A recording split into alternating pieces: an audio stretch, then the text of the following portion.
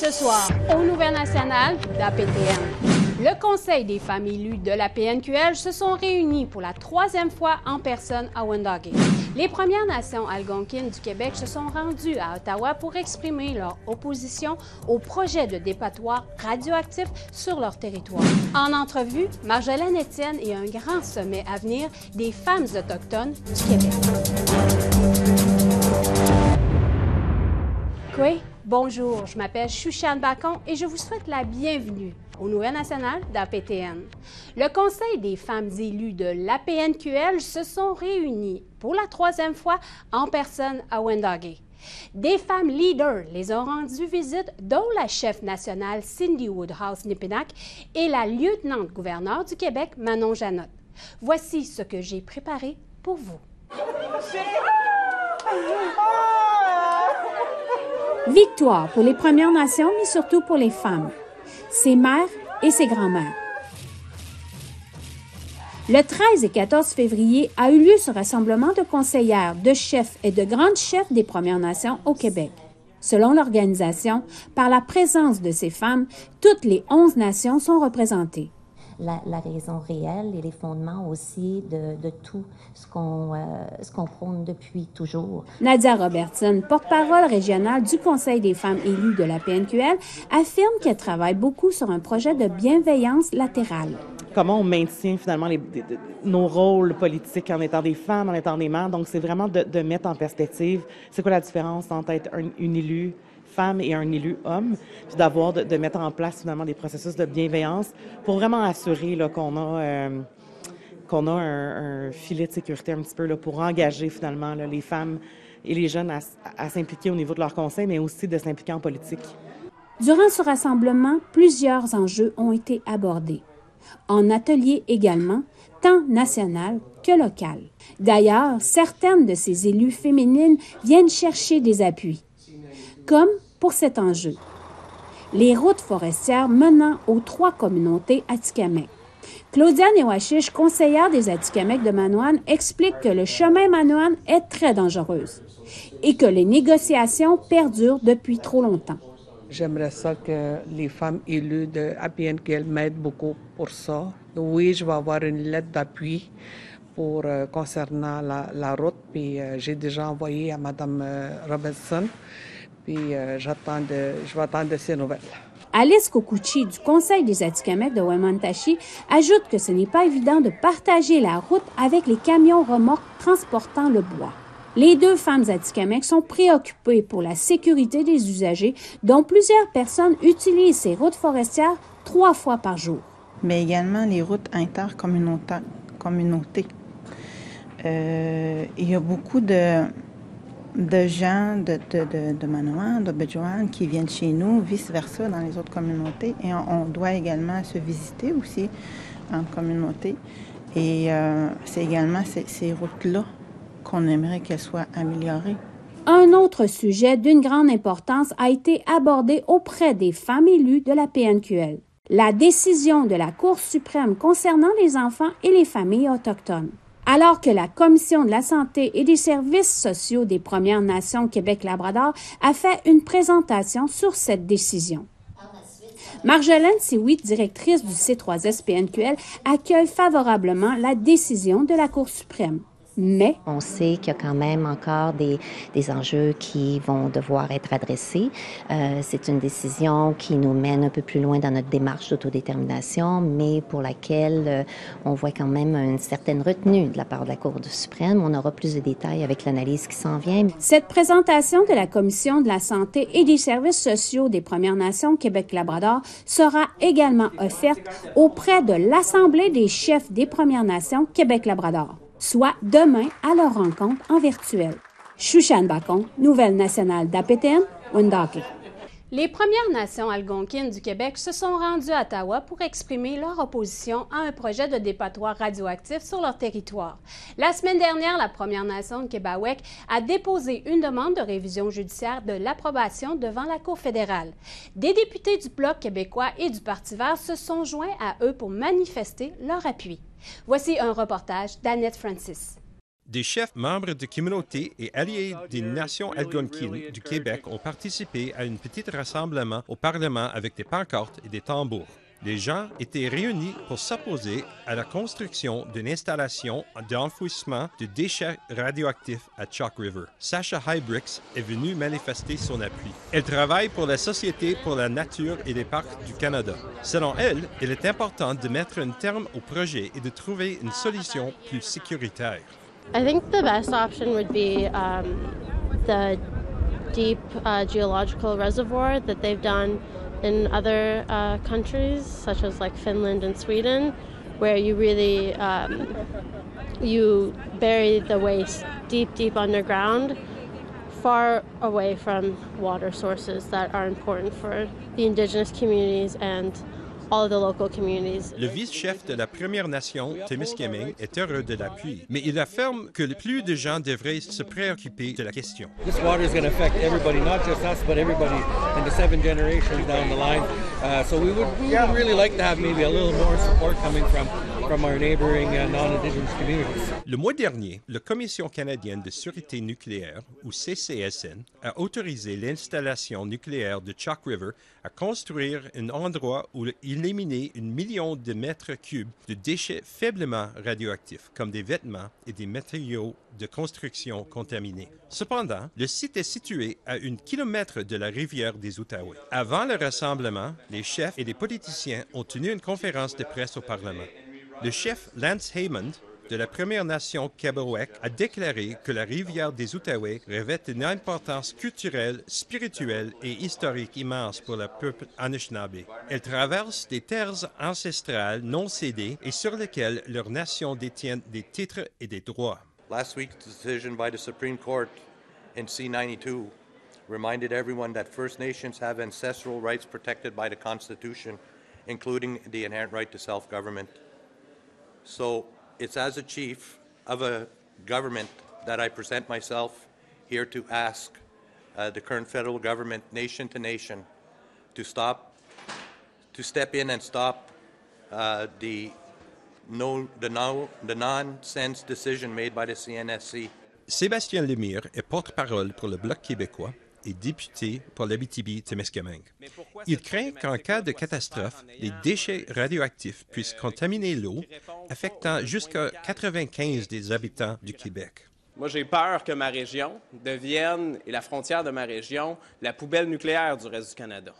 Et ça, pour moi, c'est une préoccupation qui est majeure. Il n'est pas question qu'on prenne des risques pour l'ensemble des choix qui sont différents que ceux que le Québec a posés. Si elle est construite, l'installation de Chalk River devrait avoir une durée de vie de 550 ans. Mais les chefs disent qu'ils continueront de se battre pour arrêter le développement jusqu'à ce qu'il ait été consulté et qu'un meilleur plan d'enfouissement soit en place. Un reportage d'Annette Francis, Nouvelle nationale d'APTN, Ottawa. Selon une nouvelle étude environnementale menée par l'Université de Yale et le gouvernement du Canada, les émissions des installations d'exploitation des sables bitumineux de l'Alberta sont beaucoup plus élevées que celles déclarées. Mais pour Alan Adam, chef des Chipewyan d'Athabasca, les résultats ne sont pas surprenants. Voici un reportage de Chris Stewart. L'étude a commencé en 2018, alors que des chercheurs de Yale et d'Environnement Canada ont mesuré les émissions de gaz carbonique de 17 installations du secteur de sable bitumineux de l'Athabasca en les survolant. L'industrie enregistre les émissions au niveau du sol. L'étude a révélé que les émissions étaient de 19 à 64 fois plus élevées que celles déclarées par les propriétaires des installations. John Liggio est un scientifique qui travaille pour le gouvernement fédéral. Il a coécrit l'étude et il affirme croire que l'industrie peut utiliser encore plus d'outils pour obtenir des données plus précises. It's probably not feasible to be flying a plane, every month for a whole year with all of the very expensive and complex instrumentation that we were using on the aircraft. But we did have some novel instruments that are relatively simple that showed us that there was a discrepancy between the total that we measure and the total that is reported. Il explique que ces émissions ne sont pas les gaz à effet de serre qui causent les changements climatiques, mais qu'elles peuvent entraîner des problèmes de santé en aval des sites. So the issue with having these high emissions is that ultimately all of these gas phase compounds end up forming particulate matter downwind. sometimes near, sometimes far, and along the way. And PM, we know, is a health issue around the world. It's similar. The PM is similar to PM that you would expect to be exposed to, for example, from forest fire smoke. APTN a parlé au chef Alan Adam de la Première Nation Chipewyan d'Athabasca, dans le nord de l'Alberta. Ce dernier affirme que le rapport n'a rien d'étonnant. We've been doing our own community-based monitoring program since probably way back in 2010, 2009. We do water sampling and everything and stuff like that. And, we've been finding samples of abnormality. I guess it's not right in the ecosystem and stuff like that. And this just confirms the fact that what they found, we've been finding all along. Adam indique que l'industrie et le gouvernement doivent collaborer avec les peuples autochtones pour trouver une solution. The report is astonishing when you look at it. Does it really have to be that way? Could it have been done differently? I think, in our view, it could have done a lot better if we had just did what we told industry all along, what needed to get done, because the First Nations were right all along.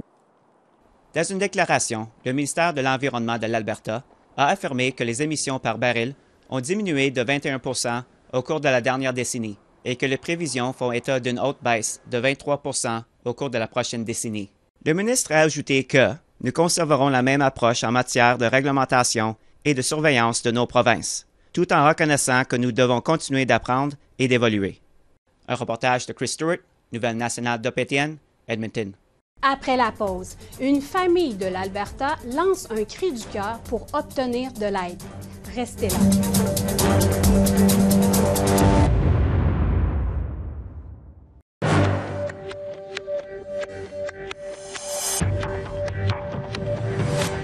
Re-bienvenue.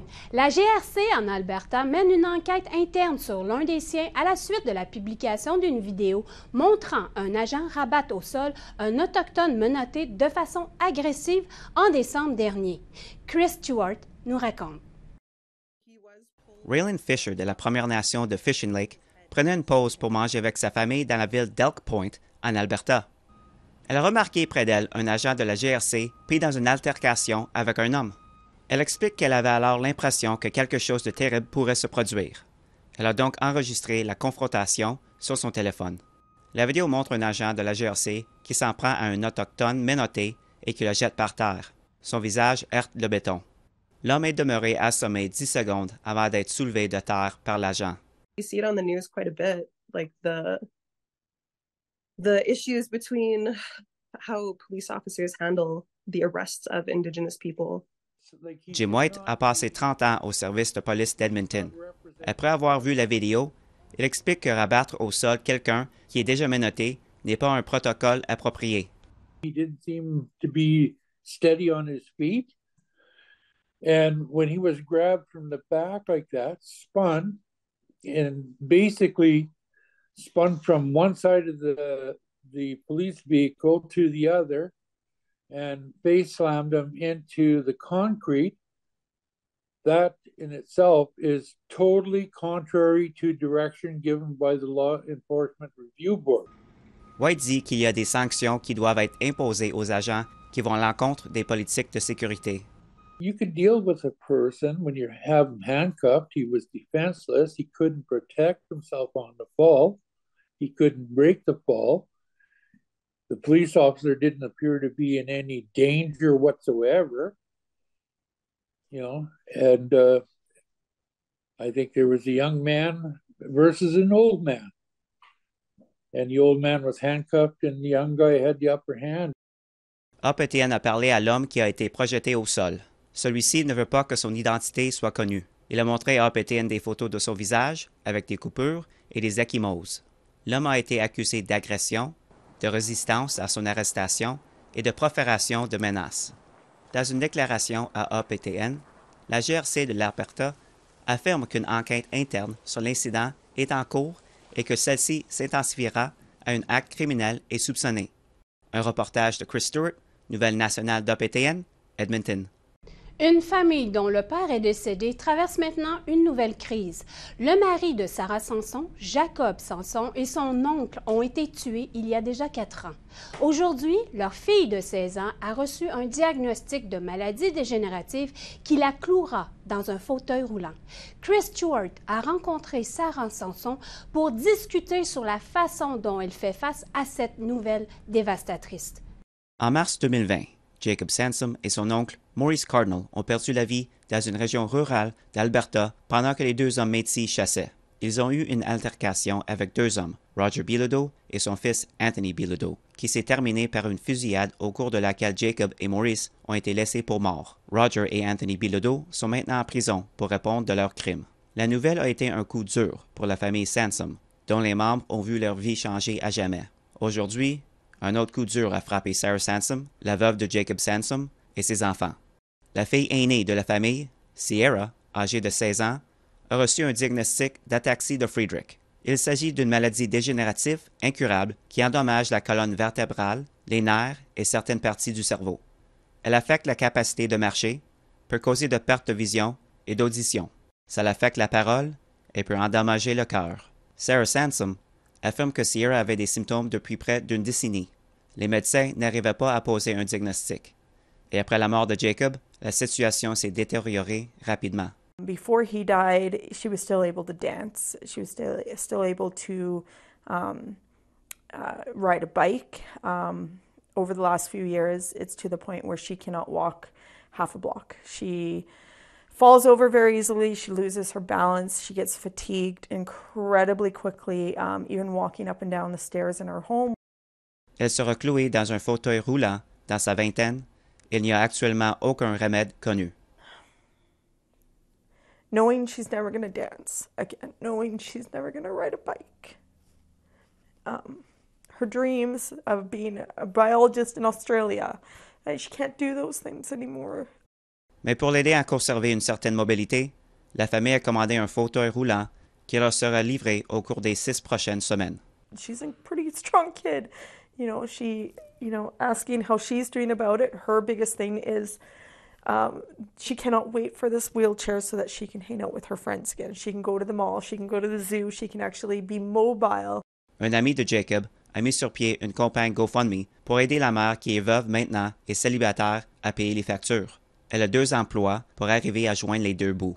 Son médecin lui a conseillé de n'en conserver qu'un, dans le meilleur des cas. Already, with the 2 jobs and all the hours I'm able to work now, I'm barely making ends meet.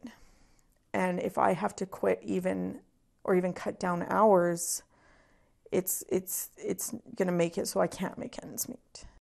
Des dons ont été reçus, mais ceux-ci sont loin d'être suffisants pour aider à long terme. Elle demande l'aide du public. With all these appointments and everything, and I'm already exhausted. I'm done. I'm like, how am I going to continue to work 2 jobs, take time off at both jobs for all these appointments, court, everything else, because I still have court. We still have appeals. We still have parole board hearings. Pour Sarah, chaque don compte. Un reportage de Chris Stewart, Nouvelle nationale d'APTN, Calgary. Au retour, un grand sommet à venir dans la région de la vieille capitale pour les femmes autochtones du Québec. Soyez là.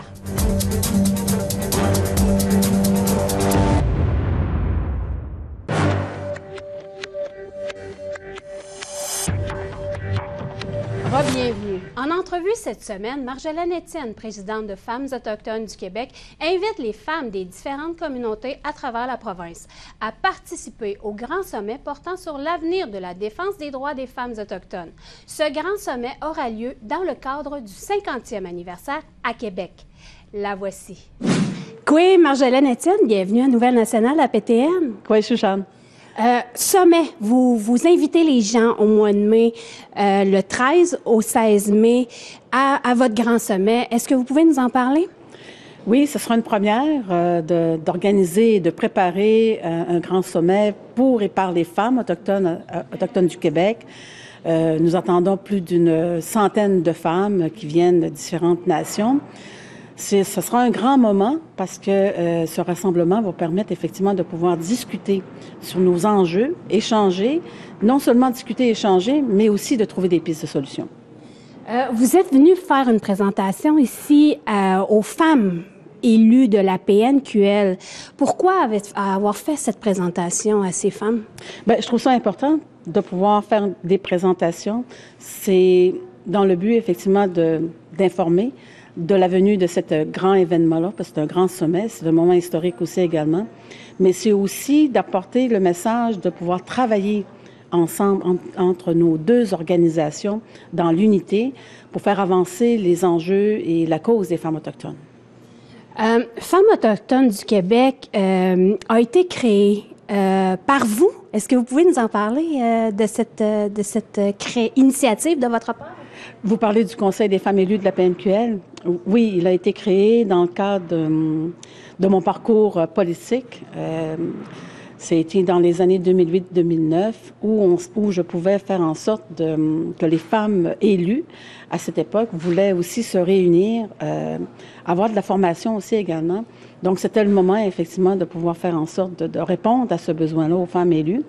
Et dans cette réalisation, c'est qu'on ne savait pas le nombre de femmes qui étaient élues, qui occupaient des sièges politiques. Et on a eu effectivement là, une surprise à cette époque. Il y avait plus de 80 femmes élues dans les différents postes, que ce soit chef, grand chef, conseillère, vice-chef aussi également. Donc, c'était une surprise. Donc, on a vu effectivement l'ampleur des femmes qui occupaient des postes de haut niveau. Et de l'importance qu'elles ont aussi dans les communautés, ces femmes-là. Elles jouent un rôle important. Elles jouent un rôle décisionnel aussi également. C'est intéressant de pouvoir voir que la place des femmes dans le milieu politique est très importante parce que c'est des dossiers qui les concernent aussi également pour qu'elles puissent prendre part aux décisions. Femmes autochtones du Québec est un autre organisme qui est à part de la PNQL.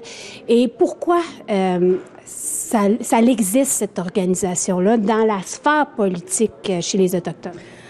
Femmes autochtones du Québec a été créée en 1974. Ça a été fait par des femmes courageuses et visionnaires. Donc, elles ont créé l'organisation Femmes autochtones du Québec.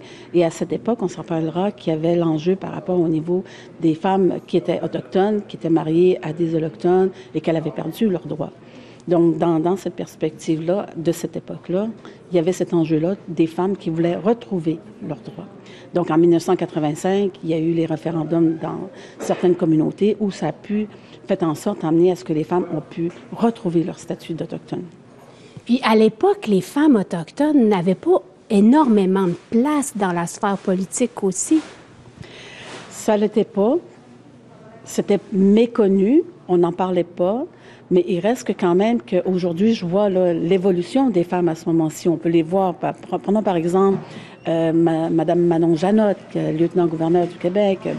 Michèle Audette, sénatrice aussi. Moi, je trouve qu'effectivement qu'il y a des femmes qui s'impliquent, qui s'investissent, qui sont aussi dans des sphères intéressantes aussi, où il y a des pouvoirs décisionnels. Mais il reste que quand même qu'il y a aussi d'autres femmes qui s'investissent, qui sont aussi engagées, qui sont dans leur milieu, mais qu'on ne les entend pas, mais qu'elles font aussi du bon travail. Tchinashkimaden, Marjolaine Etienne.